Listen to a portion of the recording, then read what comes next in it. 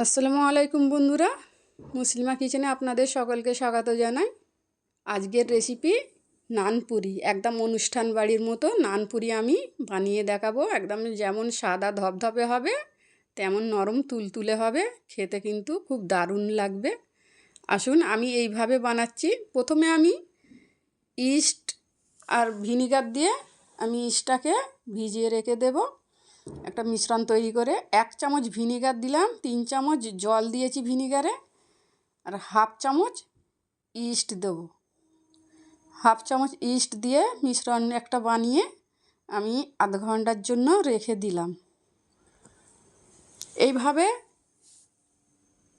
এইভাবে ইস্টটাকে আগে ভিজিয়ে নিলে ডোটা খুব সুন্দর আরও নরম তুলতুলে হবে। দেখুন আধ ঘন্টা পর দেখাচ্ছি, আর একটু ফুলে গিয়েছিল, আবারও আমি একটু মিশিয়ে নিলাম। একটা আমি বলেতে 400 গ্রাম ময়দা নিয়েছি। 400 গ্রাম ময়দায় আমি একটু নুন দেবো, খুব সামান্য আমি নুন দিয়েছি। নুনটা মিশিয়ে দিয়ে আমি 1 টেবিল চামচ তেল দিলাম, সাদা তেল দিয়ে ভালোভাবে ময়ান দিয়ে নেব। এরকম ঘষে ঘষে ময়ান দিয়ে ঝুরি ঝুরি করে নিতে হবে।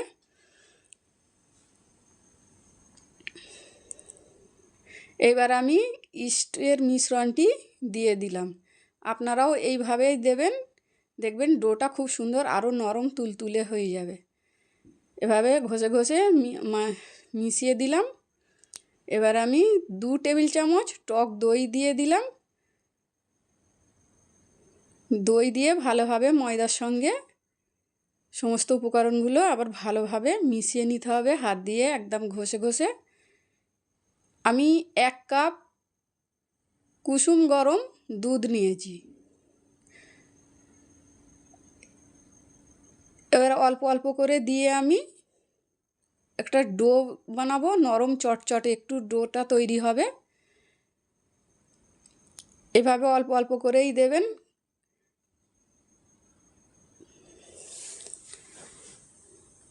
আর দইটাও কিন্তু ফ্রিজ থেকে বার করে দেবেন না, একটু রুম টেম্পারেচার করে রেখে তারপরে দেবেন। দেখুন চটচটে ডো তৈরি হয়ে গেছে, হাতে লেগে যাবে, ঠিক এই রকম ডোটা হবে। শক্ত বানাবেন না, একদম যেমন লুচি পুরি হয় সেই রকম শক্ত ডো বানাবেন না, একটু এরকম নরম চটচটে ডো বানাবেন। হাতে এবার আমি অল্প একটু তেল নিয়ে আবার ময়দাটাকে ভালোভাবে মাখিয়ে নেব। দেখুন আর হাতে যে লেগে যাচ্ছিল সেই লেগে যাওয়া ভাবটা আর হবে না। এই রকমই একটা মসৃণ ডো তৈরি হয়ে যাবে। আমি একটা অন্য পাত্রে একটু তেল গ্রিস করে নিয়েছি, তাতে ময়দাটা ডোটা রেখে দিলাম। আমি 2 ঘন্টার জন্য ঢাকা দিয়ে রেখে দেব। 2 ঘন্টা পর আমি দেখাবো। 2 ঘন্টা পর দেখুন কত বাবলস হয়ে গেছে, কত ফুলে গেছে। এবার হাত দিয়ে চেপে চেপে একটু প্রেস করে করে বাবলসগুলো বার করে আবার ডোয়ের মতো আকার দিয়ে নিতে হবে। এভাবে প্রেস করলেই কিন্তু সব বাবলসগুলো বেরিয়ে যাবে। এই বাবলসগুলো বের করে দিতে হবে, নাহলে কিন্তু পুরিটা খুব ভালো হবে না। একদম বাবলসগুলো বের করে ডোটা সুন্দরভাবে তৈরি করে নিতে হবে। এবারে আমি বাবলসগুলো বেরিয়ে গেছে, এবার হাত দিয়ে আমি কিছুক্ষণের জন্য চটকে নিলাম, 1 মিনিটের মতো। এইভাবে চটকানোর পর তারপরে আমি লেচি কেটে নেব। একদম ছোট ছোট আমি লেচি করব না, একটু মিডিয়াম সাইজ আমি লেচি করছি। আপনারা আপনাদের পছন্দ মতো করতে পারেন, কিন্তু এইটাই পারফেক্ট সাইজ হবে। হাত দিয়ে এরকম প্রেস করে করে গোল করে ছোট ছোট বল আকৃতি করে নেব। দেখুন একটা লেচি হয়ে গেছে। এবার আমি সবকটা লেচি কেটে নিলাম। 8টা আমার লেচি হয়েছে। এখান থেকে 400 গ্রাম ময়দা থেকে 8টা লেচি হয়েছে। একটা লেচি নিয়ে আবার আমি এখন বেলে দেখাচ্ছি।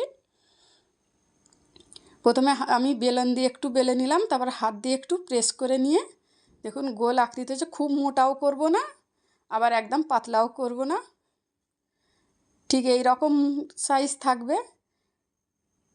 এইটা আবার যখন আমি তেলে দেবো তখন ফুলে আর ডবল হয়ে যাবে। একটা কড়াইতে আমি তেল গরম করে নিয়েছি, তাতে একটা পুরি দিয়ে দিলাম। গ্যাসের ফ্লেমটা মিডিয়ামে রাখবেন, হাই ফ্লেমে রাখবেন না, তাহলে পুরিগুলো লালচে হয়ে যাবে। এরকম সাদা সাদা ধপধপে পুরি বানাতে গেলে, নান পুরি বানাতে গেলে মিডিয়াম ফ্লেমে রাখবেন। দেখবেন পুরিগুলো একদম সাদা সাদা হবে, নরম তুলতুলেও হবে। আপনি দুদিন রেখে খেলেও একদম শক্ত হবে না, খুব নরম হবে। আমার একটা পুরি হয়ে গেলে এইভাবে আমি সবকটাই ভেজে নেব। সবকটা আমার ভাজা হয়ে গেছে, দেখুন পরিবেশন করে আমি দেখাচ্ছি। এই পুরিটা হয়তো সবটা না ফুললেও কিন্তু তবুও দুদিন ধরে রাখলেও এই পুরি খেতে খুব নরম তুলতুলে থাকবে। যে কোনো খাবারের সঙ্গে, কোনো তরকারির সঙ্গে খেতে খুব ভালো লাগবে।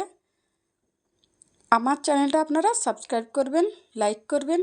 আবার দেখা হবে। খুদা হাফিজ।